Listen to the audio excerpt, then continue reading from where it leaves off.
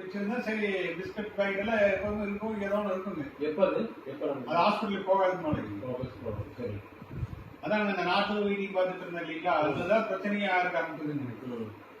அப்ப சாப்பிடறதுக்கே முடியல. காலையில பாத்தீங்கன்னா டிஃபன் கொண்டு வந்து கொடுத்துருந்தாங்க. நீங்க அது இட்லியில சாப்பிடவே இல்லை. அப்புறம் ஒரு 11 மணிக்கு எடுத்து சாப்பிட்டேன். அப்புறம் மறுபடியும் என்ன பண்ணாங்க, மத்தியானம் சாப்பாடு கொண்டு வந்து கொடுத்தாங்க. சரிங்க போட்டு விக்னேஷும் அண்ணன் கல்யாணம் போயிட்டாங்க. எல்லாம் ரெடி பண்ணி கொடுத்து போட்டு போயிட்டாங்க. பாத்தீங்க வந்து ஒரு வாய் வச்சா வாந்தி வர காமிச்சதுங்க. ஏன்னா முடியவே இல்லை. சரி இன்னி பார்த்துட்டு இருந்த கண்டிஷன் முடியாது அப்படின்னு சொல்லிட்டு வந்து பேசாம நிப்பாண்டாங்க. உட்காந்துட்டு அப்புறம் அண்ணன் அதுக்கோட வெளியே போயிட்டாரு. அப்புறம் நானே ஆமா அதுக்கு அடுத்த நாளும் மறுபடியும் ப்ராப்ளம் ஆகிதான் அப்புறம் வாங்கி இத பிரச்சனையா இருக்குது அப்படின்னு சொல்லி போட்டு சரி சொல்லிட்டு உடனே விக்னேஷ் கம்பெனிக்கு வர சொல்லிங்க, இப்பவே டாக்டர் கிட்ட போயிடலாம் அப்படின்னு சொல்லி போட்டு கிளம்பிட்டேன். போய் அட்மிட் ஆகிங்க ட்ரீட்மெண்ட் பாத்துக்கலாம். ஏன்னா ஒண்ணுமே பண்ண முடியல, அவ்வளவு வாமிட் வருது. ஒரு வாய் வச்ச போது அப்படியே வருது. சரி அது காலையில அந்த 1.5 இட்லி சாப்பிட்டதும் சேர்ந்து வந்துருச்சு. பயங்கர டயர்டு. போகணும்னா குளிர் பிடிச்சிருச்சு. நம்ம விக்னேஷும் சிவபையன் ராமச்சந்திரன் இருக்காரு இல்லைங்களா, அவனை வர சொல்லிட்டாங்க. ஏன்னா அண்ணன் வெளியே போயிட்டாரு, நீ வாடா அப்படின்னு சொல்லி சரி கரெக்டா போகும்போது வந்துட்டாங்க. அப்புறம் போய் ரூம்க்கு போறதுக்குள்ள அவர் என்ன குளிர் அடிக்கிறதுக்கு ஆரம்பிச்சு அப்புறம் ட்ரிப்ஸ் கொடுத்து கொஞ்ச நேரம் கழிச்சு அப்புறம் சரியாச்சு.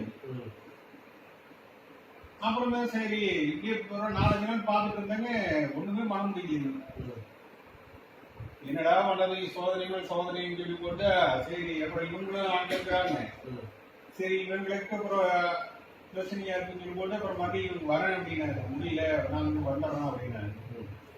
அப்புறம் தான் சரி ராஜேஷ் திவாரி ஸ்லீப் கொடுக்கறதுக்கு வந்ததுதான் பார்த்தேங்க.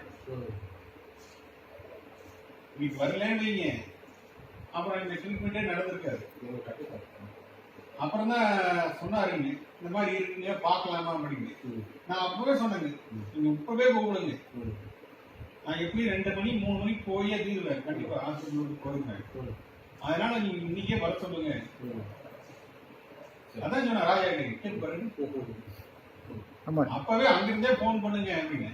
அப்புறம் தான் நீங்க சொன்னீங்க சலவணிக்கு போகணுங்க, போயிட்டு வேணா சாயந்தரம் போகலாம் அப்படின்னு சொன்னீங்க. நீங்க ஒரு 4:30 மணிக்கு வரீங்க, அப்புறம் 7 மணிக்கு பக்கம் வந்துருந்தீங்க. வந்ததுக்கு அப்புறம் தான் கீழ் பண்ணதுக்கு அப்புறம் தான் நம்பிக்கை வந்தது.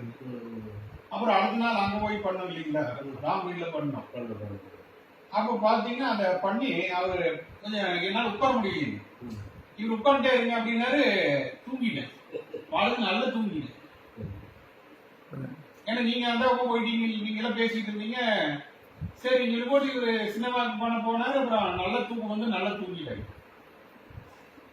அன்னைக்கு வந்து இங்க அன்னைக்கு அங்க சாப்பிட்டு வந்தது